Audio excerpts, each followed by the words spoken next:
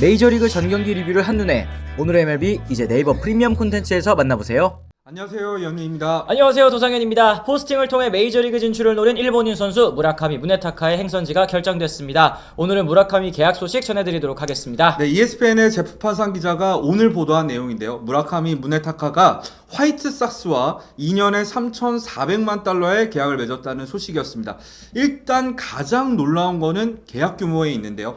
포스팅에 앞서 현지 매체들은 무라카미가 1억 달러가 넘는 계약을 체결할 것으로 대부분의 매체들이 예상을 했거든요. MLB 트레이드 루머스는 무라카미 예상 몸값으로 8년에 1억 8천만 달러를, 디애슬레틱은 8년에 1억 5,850만 달러, 그리고 가장 보수적이었던 ESPN조차도 5년에 8천만 달러를 예상을 했거든요. 그렇습니다. 네. 내년 26살의 젊은 나이에 NPB 통산 246홈런을 기록했고 2022년에는 한 시즌 56홈런을 때려내면서 왕정치의 일본인 선수 한 시즌 최다 홈런을 갈아치웠으니 충분히 나올 법한 예측이었습니다. 하지만 실제 계약은 2년에 3,400만 달러로 이에 크게 미치지 못했는데요. 무라카미는 포스팅을 통해 지난달 8일 시장에 나왔습니다만 협상기한 45일이 지나가는 동안 큰 관심을 받지 못하더니 마감을 앞두고서야 화이트삭스와 계약할 수가 있었습니다. 네, 앞서 무라카미는 매치의 벤치 코치인 카이 코레아, 그리고 선수들인 소토, 린도어, 센가, 이런 선수들을 팔로우를 하면서 매치와 계약을 하는 것처럼 보였습니다.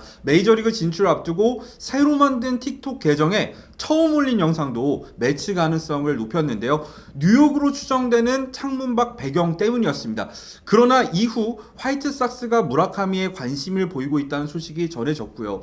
실제로 계약까지 이루어졌습니다. 무라카미가 뉴욕에 있었던 이유는 그의 에이전시인 엑셀 스포츠 매니지먼트가 뉴욕에 본사를 두고 있기 때문이라고 하더라고요. 그렇습니다. 디애슬레틱은 무라카미에게 여러 구단들이 장기 계약을 제시하긴 했지만 모두 큰 금액은 아니었다라고 전했습니다. 이에 선수 본인이 단기 고액 계약을 택했고 이는 2시즌 동안 메이저리그에서 좋은 모습을 보이고 다시 한번 FA 자격을 얻어서 큰 계약을 따내겠다라는 계산일 텐데요. 기대보다 낮은 몸값에도 불구하고 빅마켓 구단이나 포스트 시즌을 노리는 팀들이 무라카미 영입에 적극적이지 않았다라는 것, 그만큼 무라카미의 성공 가능성을 높게 보지 않았다라는 뜻도 되는 것 같습니다. 네, 메이저리그 팀들이 무라카미를 외면한 이유는 여러 가지를 뽑을 수 있을 것 같은데요. 가장 큰 문제는 역시 높은 삼진 비율입니다. 무라카미는 최근 3시즌 동안 매년 28% 이상의 이 타석별 삼진율을 기록을 했는데요.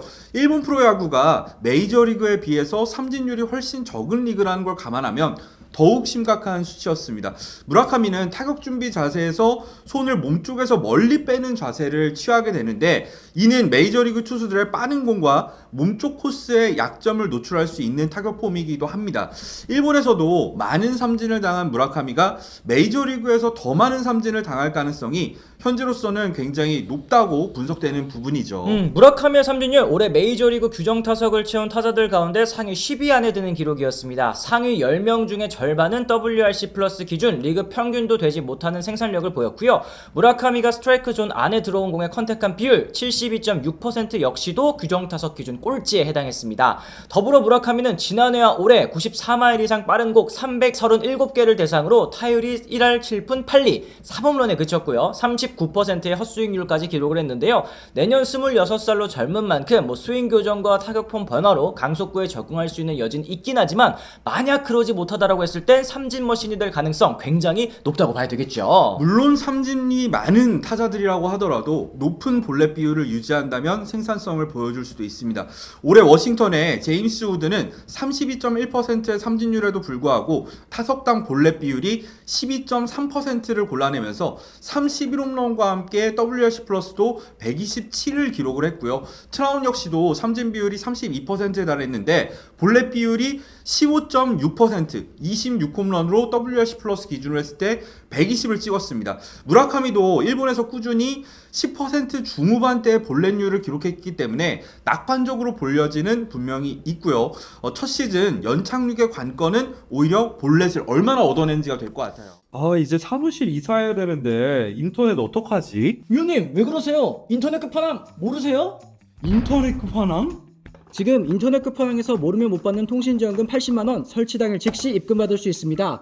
내가 내는 월 요금에 포함되어 있는 거라 이거 안 받으면 결국 여러분만 손해래요. 통신지원금 80만원에 합리적인 요금 설계로 인터넷 휴대폰 결합 할인 72만원까지 놓치지 않고 챙겨준다고 하는데요. 꼭 가입하지 않아도 지금 견적만 받아봐도 스타벅스 커피 쿠폰 증정. 현금 사은품을 혹시라도 더 주는 곳이 있다면 차액의 150% 보상. 다른데 알아볼 필요 없겠죠?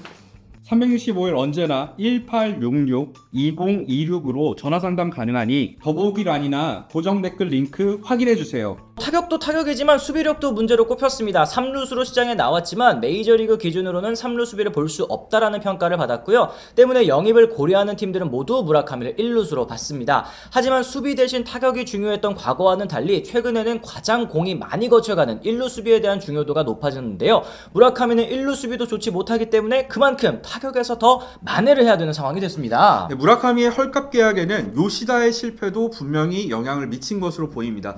앞서 보스턴과 5년에 9천만 달러에 계약한 요시다는 타격에서는 그래도 나쁘지 않은 성적을 남겼지만 수비와 주루 측면에서 아쉬운 모습을 보이면서 새 시즌 합산 WAR이 1.5승에 그쳤습니다. 수비와 주루가 좋지 못한 선수가 타격이 통하지 않으면 얼마나 팀에 해가 되는지를 요시다가 보여준 셈이 됐는데요. 최근 메이저리그 트렌드가 수비와 주루, 운동 능력을 강조하는 방향으로 흐르면서 무라카미 유형의 타자는 시장에서 좋은 평가를 받기가 확실히 어려워진 것 같습니다. 화이트삭스 입장에서는 2년에 3,400만 달러, 연봉 1,700만 달러에 일본 최고의 거포 무라카미의 잠재력을 실험할 수 있는 기회를 잡게 됐습니다. 사실 이런 규모의 계약이면 긁어보고 싶었던 팀은 많았을 거라는 생각도 드는데요. 화이트삭스는 올 시즌 팀 홈런 165개를 기록하면서 아메리칸 리그 14위에 그칠 만큼 장타력 보강이 절실했습니다. 만약 무라카미가 실패하더라도 두 시즌 뒤면 계약이 종료되고 반대로 좋은 성적을 거둘 경우에는 팀의 핵심 타자로 활용을 하거나 페디의 사례처럼 트레이드를 통해 유망주를 수급할 수도 있게 됐는데요. 무라카미 입장에서도 당장 성적이 급하지 않은 팀에 크지 않은 계약 규모로 갔기 때문에 큰 압박감 없이 메이저리그에 적응할 수 있는 기회 충분히 얻을 수가 있게 됐습니다. 무라카미는 화이트삭스와 계약을 하면서 무주공산인 화이트삭스의 주전 1루수로 나설 것으로 예상이 되는 상황입니다. 화이트삭스는 최근 콜슨 몽고메리, 카일 틸, 에드가 쿠에로, 미겔 바르가스 그리고 체이스 메이드로스 등 젊은 타자들을 통해서 적극적인 타선의 세대 교체에 나서고 있는 상황인데요. 무라카미도 적응기를 거쳐서 파워 잠재력을 보여준다면 호세 아브레우 이후에 끊겼었던 화이트삭스의 강타자 1루수 계보를 이어갈 수 있을 것으로 예상이 됩니다. 그렇습니다. 이제 무라카미 선수의 계약을 보고 또 현우 의원님께서 사실 매치로 올까봐 꽤나 걱정을 많이 하셨었는데 계약 규모도 일단은 좀 놀랍고 이 가게 된 행선지도 조금 놀라운 것 같습니다. 어떻게 생각하셨나요? 일단은 무라카미가 매치에 오지 않아서 다행이란 생각을 처음에는 당연하지만 했었는데 이 사실 제가 우려를 했었던 건 무라카미의 몸값이 리스크에 비해서 너무 크다는 거였다는 거거든요. 예를 들어서 현지 매체들이 1억 달러 중반대, 1억 5천만 달러 이상을 예상하는 상황에서 망하면 어떡하지 하는 생각이 들 만큼 삼진 비율이 높은 선수이긴 한데 반대로 2년에 3천만 달러대 계약이라고 한다면 저는 매치와도 좋았을 것 같아요. 실패를 한다고 하더라도 리스크 자체가 굉장히 줄어드는 영입이기 때문에 저는 이거는 매치가 영입을 안 했다고 해서 좋아할 만한 금액은 또 아니게 됐습니다. 그러니까 이번 스토브리그 시장이 모든 측면에서 제 마음에 들지 않습니다. 매치팬의 관점에서는. 그러게요. 예상과는 또 다르게 흘러가는 계약들도 많이 있는 것 같은데 일단은 이제 선수 본인도 이제 압박감이 큰 뉴욕 매치보다는 화이트삭스에서 더 많은 기회를 받게 됐으니까 본인의 또 이제 바람대로 또 좋은 성적을 거두기를 한번 기대해 보도록 하겠습니다. 오늘 시험 저희가 화이트삭스와 계약한 무라카미 선수에 대한 이야기 한번 나눠봤습니다. 여러분들께서도 무라카미 계약 보고 드신 생각들 댓글을 통해 남겨주시면 또 좋을 것 같고요. 이현우 MLBTV는 비시즌에도 매일 있는 스토브리그 소식 영상과 라이브를 통해서 전해드리고 있습니다. 저희 채널 구독하시면 하루 동안 있었던 모든 메이저리그 이야기 받아보실 수가 있으니까요. 잊지 말고 구독과 알림 설정까지 꼭 부탁드리도록 하겠습니다. 저희는 또 다른 소식을 통해 돌아오겠습니다. 지금까지 시청해주신 분들 모두 감사합니다. 고맙습니다.